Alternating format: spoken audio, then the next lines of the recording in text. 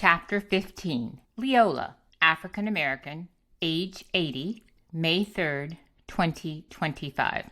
I met Leola at a women's meeting hosted in the fellowship hall at my church.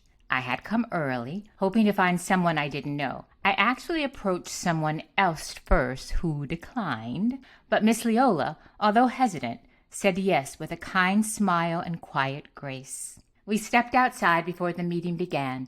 She wore jeans, had short cropped hair, and moved with such fluidity that I asked her age almost immediately.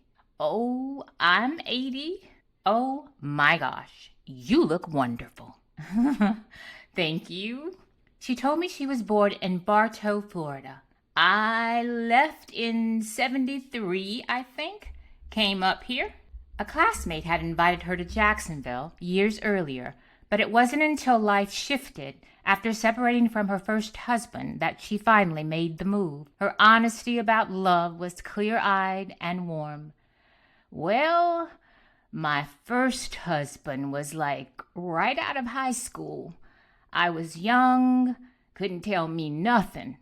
I thought the earth and everything revolved around him, so that was that." She had 3 children with him, now all in their 50s. Her second marriage lasted over 30 years. "My second marriage, honestly, I think it started because I needed somebody, and he was there to help provide for me and the children. Then later on, it grew." I said, "Yes, love grew," she replied. She was married to James for over 3 decades. All of her husbands have since passed away. Today, she travels often with family and with groups, recently visiting Mexico, Chicago, Cincinnati, and Kentucky. She's planning a trip to Canada this summer. Leola described herself as ordinary, but then casually mentioned she's taking line dancing at a community center. Her joy in that small revelation said a lot. She also exercises 3 times a week at a local gym. She spoke of friends younger than her now on walkers and mused that her vitality must be just God's grace. When I asked what she was most afraid of, she didn't hesitate long. At this point, well, what came to mind first, I guess I would stick with that, dying. And when I think about my age, I know I have less time now than I did before. So it's kind of frightening in some ways.